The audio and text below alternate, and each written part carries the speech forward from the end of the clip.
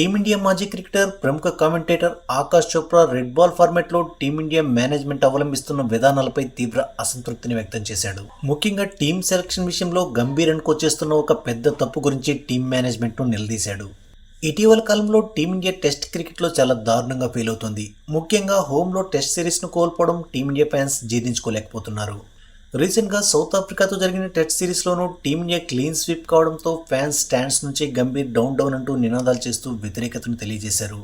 ఈ నేపథ్యంలో టీమిండియా ఫెయిల్యూర్స్పై స్పందించిన ఆకాష్ చోప్రా మాట్లాడుతూ, ఇటీవల కాలంలో టెస్ట్ క్రికెట్లో టీమిండియా తరపున డెబ్యూ చేసిన ఆటగాళ్లలో చాలా మందికి ఫస్ట్ క్లాస్ క్రికెట్లో పెద్దగా ఆడిన అనుభవం లేదు.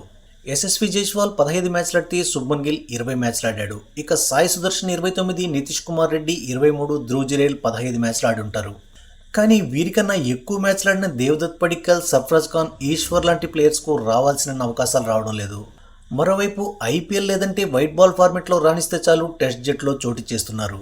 అయితే జైస్వాల్, గిల్ వంటి ఆటగాళ్లు ఫస్ట్ క్లాస్ క్రికెట్లో అనుభవం తక్కువగా ఉన్నప్పటికీ టెస్టుల్లో తమను తాము ఇప్పటికే నిరూపించుకున్నారు. కానీ ప్రతి ఒక్కరూ వారిలాగే ఆడలేరు కదా. ఫార్మాట్కు అనుగుణంగా రాణించేందుకు కొందరికి తక్కువ సమయం పడితే మరికొందరికి ఎక్కువ సమయం పడుతుంది. ఇప్పుడు జరిగింది ఇదే.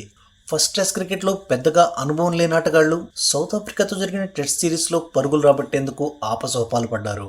దాన్ని బట్టి చూస్తే వాళ్ళు ఈ ఫార్మాట్ ఆడేందుకు సిద్ధంగా లేరని మనకు స్పష్టంగా కనిపిస్తుంది. కానీ అది గుర్తించకుండా వెంటనే జాతీయ జట్టులోకి పిలిపిస్తే ఎలా? కాబట్టి ఇక నుంచైనా 3 నుంచి 4 సీజన్ల పాటు డొమెస్టిక్ టోర్నమెంట్స్లో ఆడిన వాళ్ళకే అవకాశం ఇవ్వండి. ఓ ఆటగాడికి టెస్ట్ క్యాప్ అందించే ముందు అతడు ఫస్ట్ క్లాస్ క్రికెట్లో కనీసం 2-3 సీజన్లు ఆడేలా చూసుకోండి. నిలకడగా పరుగులు రాబట్టిన బ్యాటర్లకు, వికెట్లు తీసిన బౌలర్లకు మాత్రమే ప్రాధాన్యం ఇవ్వండి. ప్రస్తుతం టీమిండియా ఉన్న పరిస్థితుల్లో ఇదే సరైన విధానం అనిపించుకుంటుందంటూ టీమిండియా మేనేజ్మెంట్కు ఆకాష్ చోప్రా చురకలంటించాడు.